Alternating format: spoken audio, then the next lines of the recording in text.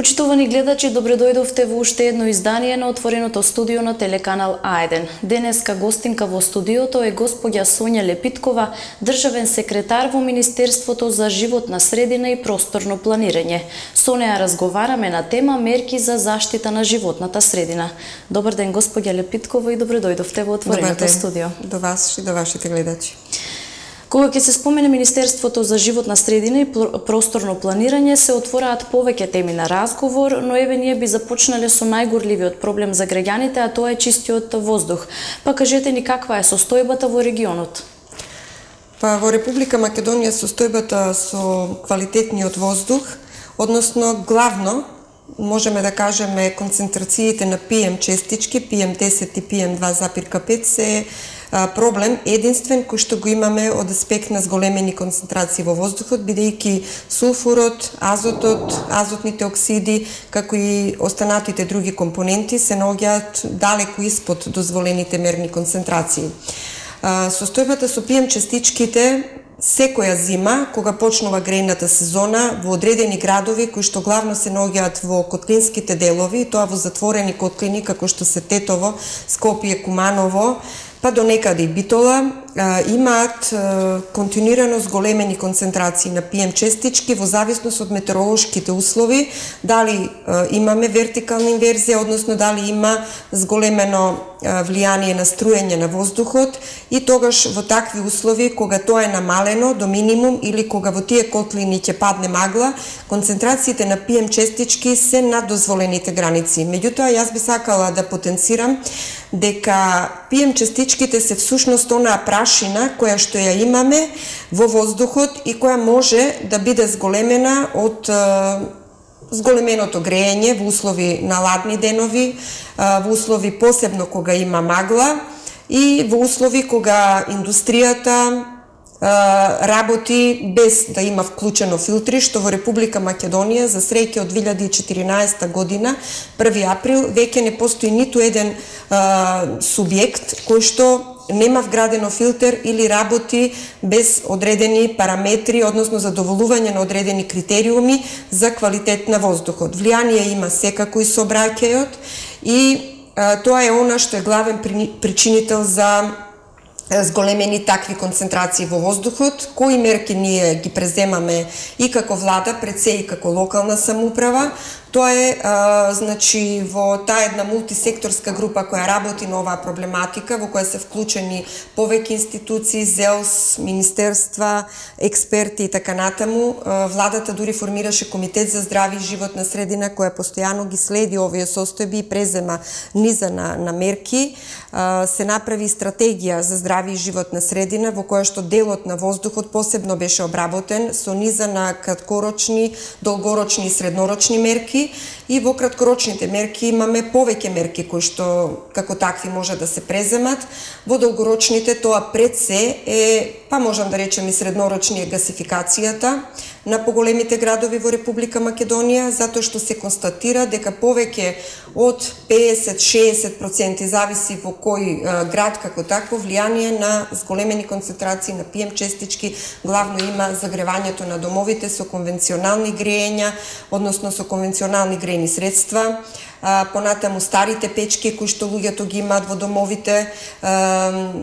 кои недоволно ги заштитуваат и во самите внатрешни средини, да не зборам за надворешната средина, одредени отпади кои што се палат во текот на денот и ноќта исто влијаат на зголемување на частичките. Градежни активности, ако не соодветно се заштитуваме при такви градежни активности, значи самите камиони кои што учествуваат на градилиштето или други машини не ја мијат прашината од гумите и така натаму, тоа кој ќе излезе на улица дополнително прави притисок, така да тука се и такви мерки, значи што самата локална самоуправа треба да ги примени, како што е прскање на возилата, за спрскање на улиците и така натаму, за да воопшто таа прашина како таква не лета во воздухот. Од друга страна, има низа на активности во земјоделието, кога се ора нивите, тоа не можеш да го спречиш, таа прашина како таква, ако земјиштето не е мокро, доаѓа во воздухот, во услови на жетвени активности, повторно прашина има, така да таа прашина доаѓа од сите можни наши активности и затоа треба тука секој граѓанин, секој поединец и заедницата максимално на тоа да посветува внимание, ако сакаме да имаме здрава и чиста животна средина, односно да имаме посоодветни услови за живење. Од друга страна, на ова, како што реков, влија и сообраќајот, така да тука се оние наши повикувања кога нема потреба што помалку да се биде во автомобил, да не зборам и за зачувување на сопственото здравје, да има повеќе користење на алтернативни превозни средства како велосипед, пешачење, уште подобро и така натаму. И од тие причини владата и одредени локални самоуправи донесоа мерки во поглед на субвенции на набавка на пелети како гориво, кое што има, речиси, толку емисии на штетни честички во воздухот, колку што има и гасот, доколку би бил користен. Набавка како на пелети, така и на печки на пелети со високо ниво на субвенции, кое што е многу битно, бидејќи, како што реков, и во самата внатрешна средина врши заштита на животот и на здравието на граѓаните кои што тие ги употребуваат. Од друга страна, постојано чистење на димните одводи, односно на оџаците, затоа што и ако не се чисти, несоодветно како такви се управуваат, тие представуваат голем проблем во поглед на тоа што е испустот на типот на концентрации. Исто така владата донесе мерки за субвенционирање на возила на електричен погон, како на јавните институции, доколку набава, така и на приватните лица, а од друга страна и секој оној кој што има возило на бензински, односно не на дизел погон, може да субвенционира и да добие 300 евра, односно да му се субвенционираат 300 евра од вградување на уред кој што би работел на плин, на газ и така натаму. Сега да не набројувам, тоа се многу мерки, меѓутоа и сите активности зависат, како што реков, од секој поединец, меѓутоа зависат и од заедницата во која што живеат, од нивните културни, еколошки навики на однесување, така да морам да истакнам дека во Македонија не секој град еднакво се грижи кон животната средина и не секое урбано место има подеднакви квалитетни услови за живот, така да кој ќе, еве јас како државен секретар кој ќе прошетам низ целата држава и ќе поминам да посетам одредени општини, верувајте дека во некои општини како да не живееш во Република Македонија, едноставно смет насекаде околу нас, секоја јаруга, секој дол е заполнета со отпад, значи недобро менаџирање на јавните комунални предпријатија во собирање на сметот, недоволна грижа кон водните текови, реките заполнети со шут, со смет, градежен шут на сите страни, улиците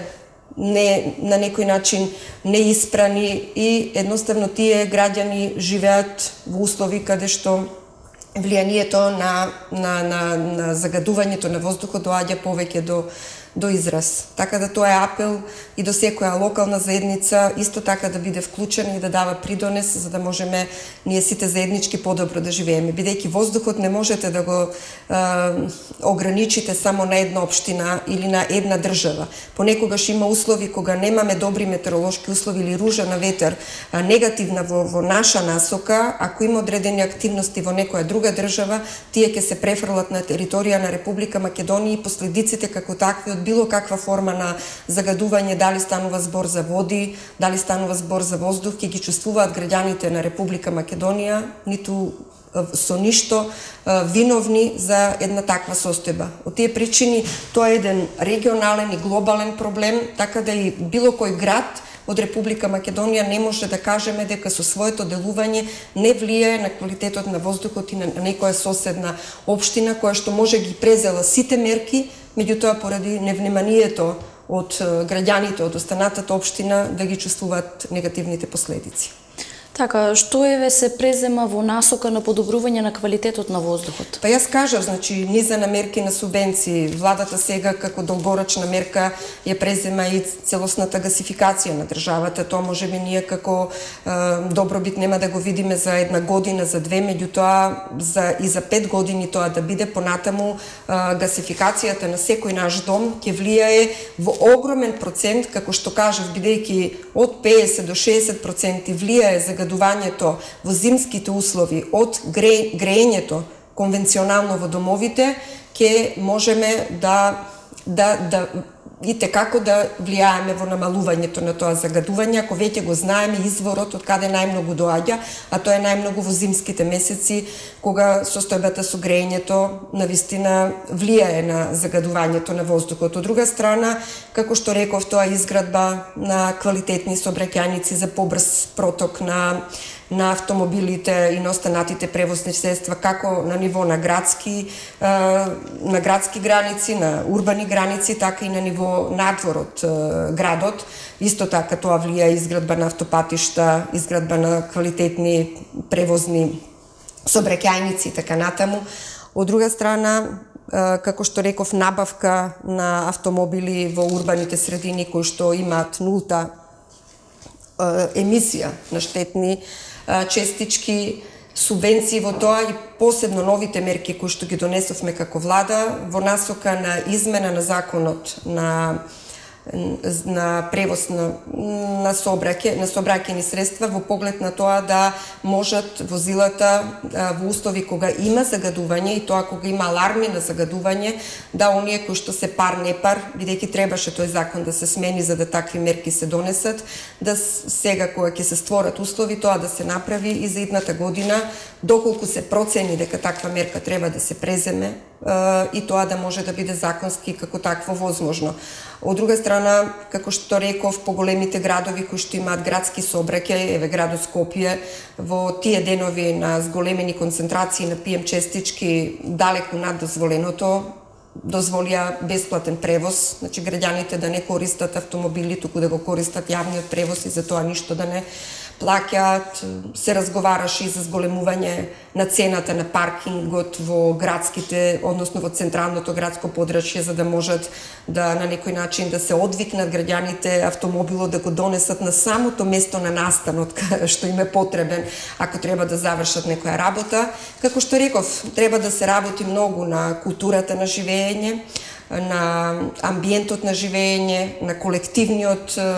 квалитет на живење. Тоа е нешто што бара многу голема кампања во која што треба да учествуваме сите, од поединци до институции, за да можеме сите заеднички да си помогнеме да имаме поквалитетен живот, односно поквалитетен воздух. Инаку да напоменам дека со овој проблем не се соочува само Република Македонија, туку и останатите земји во регионот, кои што и некои од нив дури и целосно се гасифицирани одредени градови, меѓутоа повторно имаат зголемени концентрации на PM честички и на тоа, како што реков, треба да работиме посветено, без многу политика, сите заеднички, затоа што јас искрено не слушнав од оние опоненти што постојано критикуваат да дадеа одредени мерки ако беа вклучени во самите работни групи и можеа да дадат,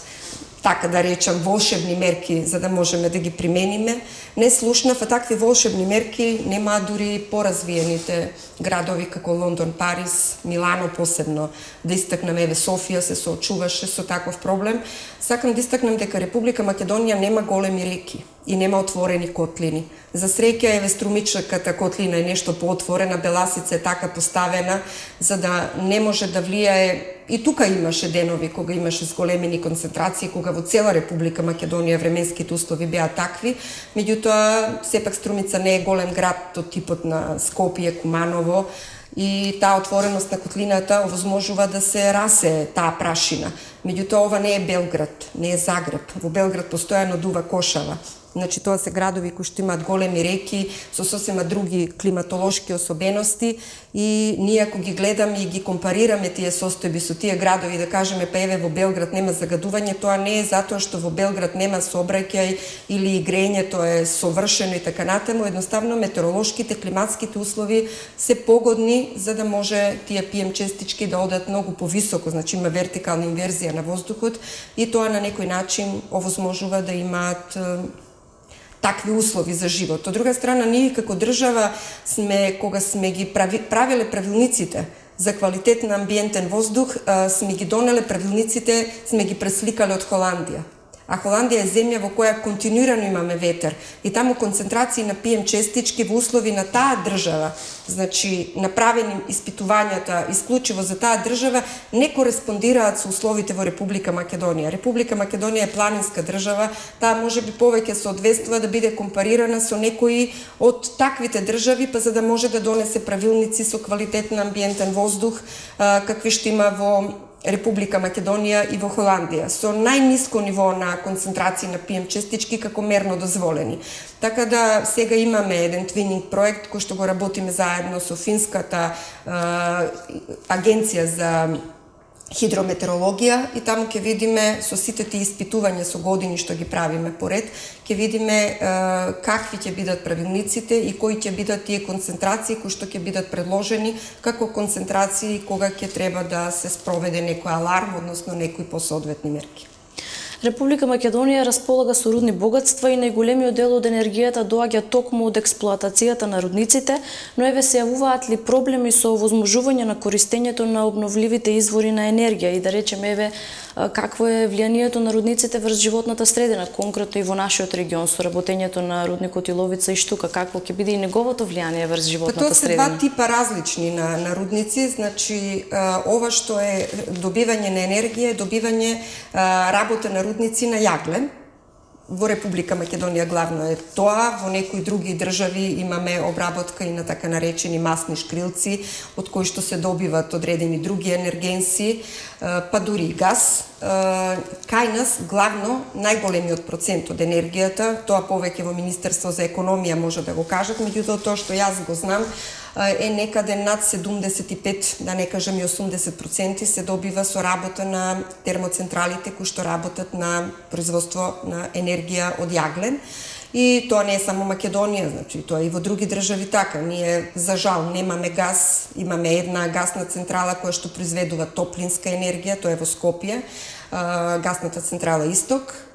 Тоа е добро што дополнително во Скопје не се влијае, например, да работи на јаглен, на мазут и така натаму, па да дополнително загадува.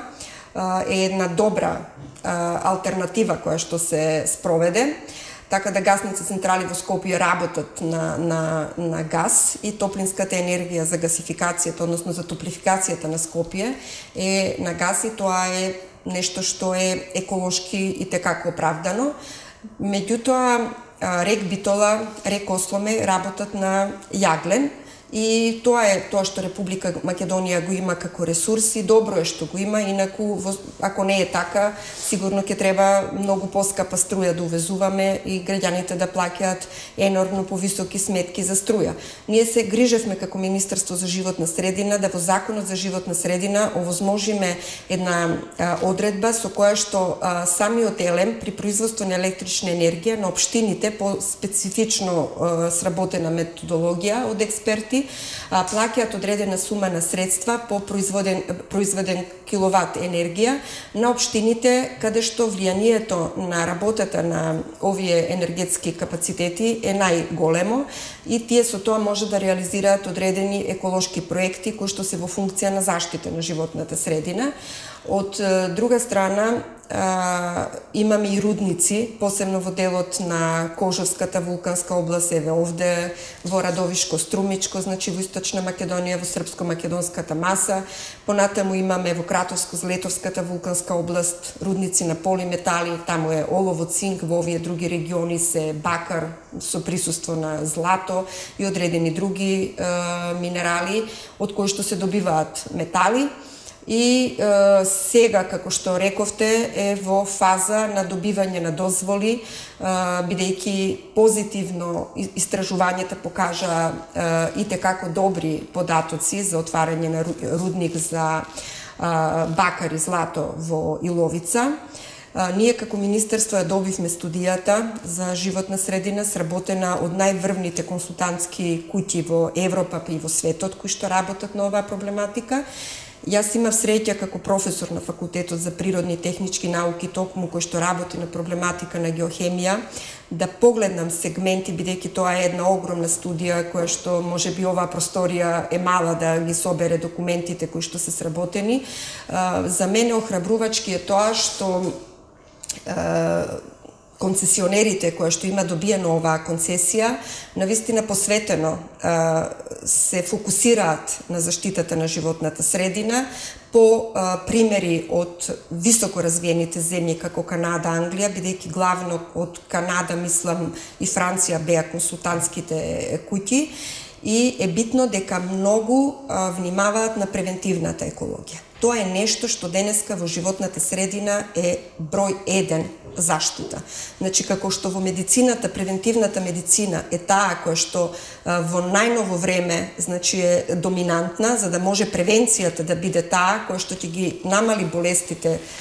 доколку нема превенција понатаму следуваат, така и превентивната екологија е таа доколку вистински пристапите која понатаму ќе нема последици во поглед на загадување на животната средина и на сите нејзини медиуми. Од тука знам дека тоа што го прашав и го видов во документите е дека единствен субјект во Република Македонија во овој период кој што вршел континуиран мониторинг на сите медиуми, па дури и на прелетот на птиците во овој регион, влијанието како би било во тек на повеќе од една година. Како би влијаело, например, отварањето на еден таков капацитет. Јас, бидејќи работам на таа проблематика, уште како студент сум била на овие простори, каде што нашите професори ни кажувале дека тука има потенцијал од одредени рудни богатства, тогаш можеби не се знаело кои ќе бидат процентите и кој ќе биде технолошкиот пристап на експлоатација во едно ново време како што е сега, бидејќи науката оди далеку напред. Меѓутоа е важно дека објектот и самиот рудник, кој што ќе биде површински, се наоѓаат како од Бога дадена локација, која што многу позитивно ќе влијае на останатите населени места во поглед на заштита на животната средина. Од тие причини е важно што е во документацијата како нешто што од мене ќе го слушнат граѓаните во овој регион, дека нема да има испуст на загадувачки води, затоа што целокупниот систем ќе биде рециклирачки и затворен. Значи, во водните текови нема да има испуст на води. Ние заради такво осигурување правевме план за управување со сливот на Струмичка река, како прекогранична река, во која што сите тие аспекти ги следиме со еден мониторинг и ќе можеме да ги компарираме откако ќе почне да работи субјектот. Од друга страна, дозволите за добивање на води во поглед на водоснабдување на Штука и останатите места ќе бидат на еден сосема затворен и заштитен начин уште од сега, и нешто што е многу важно, дека од оваа или почетокот на идната година ќе почне да се работи карта геохемиска пред да почне да работи рудникот, затоа што тој кога ќе почне да работи со полна парија, додека да ги добие дозволите, може ќе поминат и да не кажам 4-5 години. До тогаш ќе се прави мониторинг на почвите во овој период кога не работи и понатаму, за да има заштита субјектот, утре да не биде обвинет дека состојбата драстично се влошува, а пред тоа била подобро, а не се знаела каква била пред тоа. Бидејќи за Струмичката котлина целосно имаме некаква педолошка карта, тоа е нешто друго, меѓутоа нема целосна геохемиска карта на мобилноста на одредени елементи кои што го градат тој така наречен, да не зборам многу стручно, природен геохемиски фон. Фон кога не работи од еден објект, самото поднебје од природното влијание на почвите, на составот на почвите како таков го има, и на кои што граѓаните кои што живеат во овој регион, тие информации ги имат пренесено во себе. Бидејќи тие се суштества кои што речиси 90% од тоа што го има во самото тло, го имаат во себе. На кожата, во крвта, во органите и така натаму, затоа што ние сме битија кои што потекнуваме од оваа планета и ги имаме и ги носиме истите карактеристики. Од тие причини тоа ќе го работиме за сите медиуми, за почвите, за водите, и што е важно, тоа ќе го следиме во постојан мониторински континуитет, така да кога ќе почне да работи објектот, тој сам по себе ќе мора тој мониторинг исто така понатаму да продолжи да го работи. Тоа беше нешто што беше побарано и од страна на Министерството за животна средина и прифатено од инвеститорите. Јас верувам дека во Струмица за среќа имате сериозен инвеститор кој што сам по себе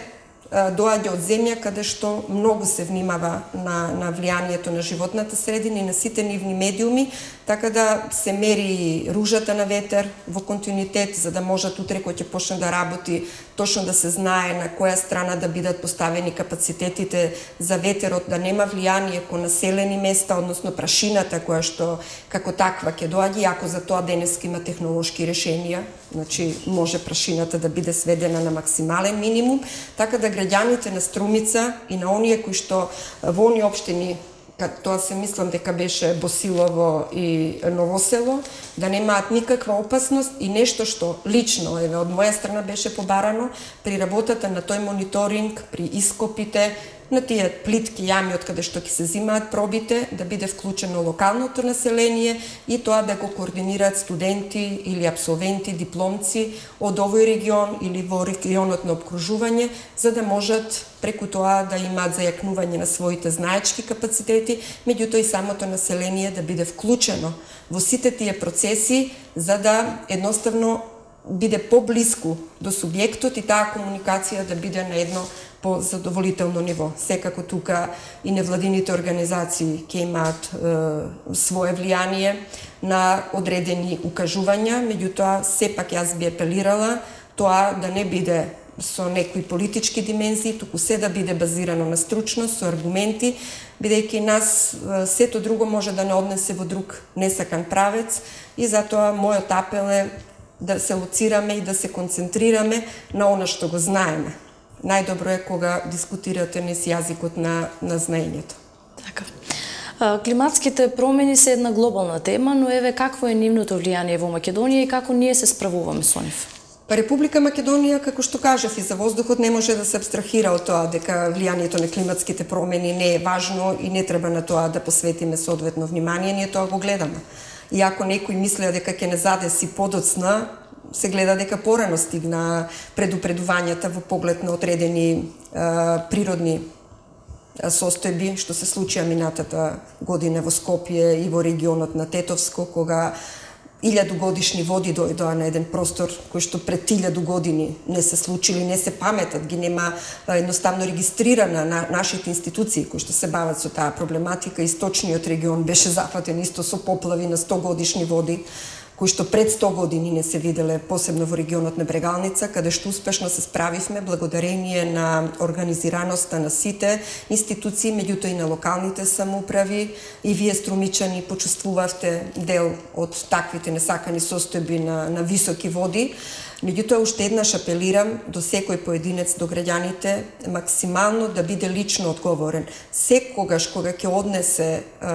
трактор да истури одреден смет, без разлика дали било од рушење на куќа и така натаму, да внимава каде тоа го прави. Локалните самоуправи по закон се задолжени да имаат простор каде што тоа се одлага и каде може да се управува на соодветен начин. Така да на тоа нешто влијаеме сите заеднички и никој не може да се повика дека не е одговорен ако со било која своја постапка влијаел на одредени несакани дејства кои понатаму ни се случуваат. Јас во Тетовскиот регион поминав 3-4 дена, речиси во секое село како експерт во една експертска група од домашни и странски експерти и бев фрапирана од тоа колку смет беше сконцентриран во, како што реков, во секој дол, да не зборам на нечистотијата во градот. Што значи дека градоначалничката и директорот на јавното предпријатие воопшто речиси како 4 години да го преспале мандатот. Како да не им присметало ништо, дали живееле само во кабинет, не прошетале низ градот, да видат каква е состојбата. Да не зборам дека во ниту едно село нема организирано собирање на смет. А селата, населените места се со поголем број на жители. Така да апел до надлежните субјекти кои што се бават со оваа проблематика, да тоа што е во законски дадените рамки, да го почитуваат, да имаат своја регионална депонија, односно локален простор на одлагање и на градежниот шут, кој што итекако може повторно да биде рециклиран и биде употребен во некакви активности на градот, на тампонирање на улици, тротоари, бидејќи тоа е безопасен тип на отпад, односно е природен материјал. Така да тука одговорноста е на сите нас и понекогаш кога некои состојби ќе ни се случат, се прашуваме зошто и од каде. Јас таму видов, например, во реката Пена направени прегради кои што треба да собираат одредени состојби, кои главно беа заполнети со пластика, со отпад и така натаму, или да не кажам вештачките езера, кога Еле мора со бродови, односно со кајчиња, да собира тони и тони на отпад. Ние кај Неготино, термоцентралата, една година бевме приморани на Вардар да поставиме решетки за да го фатиме целиот отпад што доаѓаше главно од Полошкиот регион, за да може да не направиме и прекогранични несакани ефекти на влијание во друга држава. Така да тоа е нешто на кое што, како што реков, влијание има нашата култура на живење и желбата да имаме здрава и чиста животна средина. И јас тука, за среќа, во регионот на југоистокот, истокот, сум среќна, не е совршена состојбата, меѓутоа е далеку подобра од некои други региони во Источна Македонија, каде грижата кон животната средина е на едно навистина минимално ниво. Да позборуваме за квалитетот на почвата, еве конкретно во овој регион, во однос на раноградинарските култури и тутунот. Па каква е состојбата? Вака да кажам, јас во ова не би се задржувала многу, затоа што ова е проблематика на Министерството за земјоделие, бидејќи тие главно ги имаат педолошките карти, анализи на квалитетот на почвите, во кои што ги гледаат и влијанието на нитрати, нитруенти, од влијание на одредени ѓубрива кои што или фунгициди, пестициди и така натаму, значи препарати кои што се користат во земјоделието, особено во раноградинарските култури. И тука би оставила тие малку повеќе стручно да кажат, меѓутоа од аспект на екологија, на влијание на тешки, токсични метали од индустрија, од урбани средини, можам да кажам дека состојбата во Струмица не треба да биде загрижувачка и не е загрижувачка. Урбаните отпадни води, Министерството за животна средина во соработка со Европската комисија, односно делегација во Република Македонија, веќе го имплементира проектот за прифаќање на тие урбани отпадни води и стартува изградбата на една пречистителна современа станица, така да струмичани за некаде година и пол ќе имаат современа пречистителна станица и не треба да се грижат за квалитетот на водите, без разлика дали тоа се пиечки, индустријски води за наводнување, затоа што она што представува проблем од аспект на влијание на комуналните води што доаѓаат од домовите на граѓаните, ќе биде еден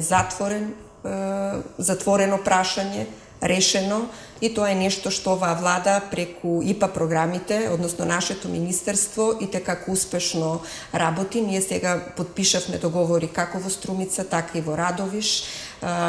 во Кичево, во Куманово ќе се адаптира канализацијата, во Берово исто така, затоа што таму има изградено со швајцарска помош пречистителни станици. Изградивме пречистителна станица во Волково, односно во населба Ѓорче Петров, која што веќе е ставена во функција. Проектираме неколку пречистителни станици со поддршка на швајцарската влада, ќе се градат, односно е избрана фирма оваа година да почне со градба на голема пречистителна станица во Кочани. Од идната година ќе почне пречистителната во Делчево. Денеска сум информирана дека со словенечка поддршка, како и во Волково, ќе се гради пречистителна станица во Македонска Каменица и ние буквално брегалница ќе ја затвориме. Пречистителна станица се изгради во Карбинци, понатаму во Облешево, Чешиново и значи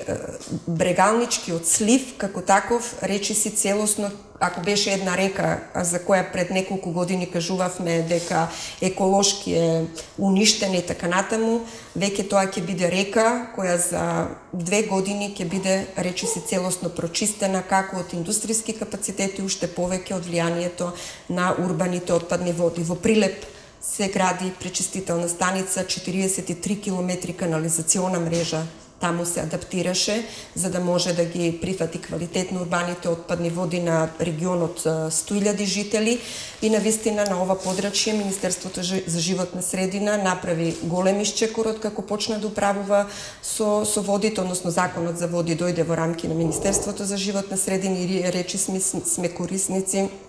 на 70% од инвестицијските средства кои што доаѓаат од Европската унија. Тоа беа до сега некаде 70-80 милиони, од идната година ќе бидат, значи наредната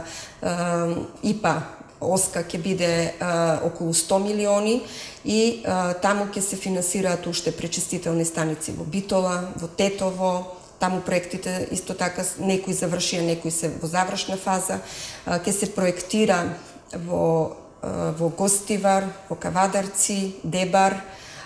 Сега подпишавме договор за проектирање во Штип, во Велес и речиси Република Македонија за неколку години, благодарение на тоа што влезе со поддршка на решавање на овој проблем, речиси целосно, на тоа се посветивме, ќе ги искористи ИПА средствата и главно тука е апел до сите јавни предпријатија, до самите локални самуправи, максимално да работат на зајакнување на своите капацитети. Сега финансираме еден таков проект, каде што ќе се работи посебна методологија за тарифите на цените, како на пиечки, така и на цените на урбани отпадни води и оние градови кои што ќе имаат изградено пречистителни станици, ќе плаќаат многу помали сметки за вода, затоа што нема да влијаат негативно еколошки на водните токови во Република Македонија. Тоа само по себе ќе значи поквалитетно земјоделско производство, затоа што ќе се наводнува од региони каде нема влијание од негативните последици на урбаните отпадни води, значи нема да течат така слободно по канали. И сега да не должам понатаму, значи ние планираме овој циклус како таков да го затвориме во поголемиот дел, односно на поголемите агломерации во Република Македонија, а помалите сами по себе од 2022 година ќе продолжат понатаму да ги регулираат овие состојби. Така, ова е навистина обширна тема за разговор, но еве во интерес на времето, за крај накратко кажете ни кои се досегашните резултати од проектот за зајакнување на капацитетите на локално ниво за спроведување на законодавството од областа на животната средина. Па ние законодавството со директивите на Европската унија речиси целосно го адаптиравме, имаме еден проект со кој што известуваме какви се состојбите кај нас и како е напредокот што го правиме. Како што реков, нас ни предстои сериозен испит во тоа како тоа сето ќе го имплементираме, што не зависи само од Министерството, повеќе зависи од локалната самоуправа, незината посветеност, капацитативност и спремност да се вклучи во предизвик на решавање со овие проблеми. Од друга страна, отпадот е нешто што целосно е под влијание на локалната самоуправа и тука морам да истакнам дека ни треба максимално, значи на сите локални самоуправи во Република Македонија да овој проблем го стават на високо ниво на решавање во своите програми, бидејќи од друга страна и самиот концепт на управување со отпадот е регионален, така да бара исклучителна меѓуопштинска соработка и регионална соработка. Само да кажам пред граѓаните, ние тука бевме во овој регион југоисточниот најнапредни. Нивен избор беше да биде управуван отпадот со приватно јавно партнерство, односно со концесионирање целосно, меѓутоа за жал постапката кога се доведе при крај, кога се формираат цените, не беа спремни локалните самоуправи да платат толку висока цена пресметана од самиот концесионер, затоа и пристапивме кон ваков проект на јакнење на капацитетите и определување на тарифи кои што имаат повеќе социјално-економска димензија отколку политичка, бидејќи кај нас досега цените на формирање на цените на отпадни води, води за пиење, отпад и така натаму ги правеа советите на општините, кои што не калкулираа многу аспекти, туку понекогаш, за жал, одлучуваа и политички, односно, за да не се случи да изгубат пред граѓаните заради покачување на цена, па макар било и од објективни и економски услови. Од тие причини сега тоа ќе се води преку регулаторна комисија во специјален сектор кој што ќе ги формира и ќе има регионален пристап кој што во себе ќе ги вклучува повеќе аспекти, како социјалниот, развојниот аспект,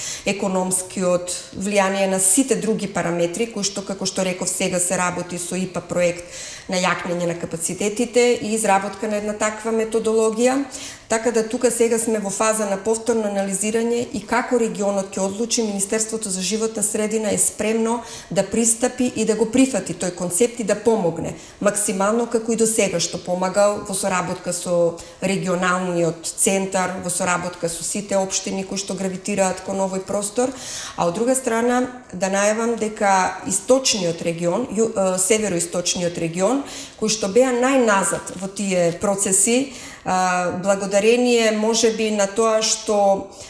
беа некако помалку интересни за некој концесионер, тие се определија по наша сугестија да одат со ИПА проект, кој што ќе значи затварање, изработка на целосна документација со сите студии на затварање на постоечките депонии, на набавка на опрема и на изградба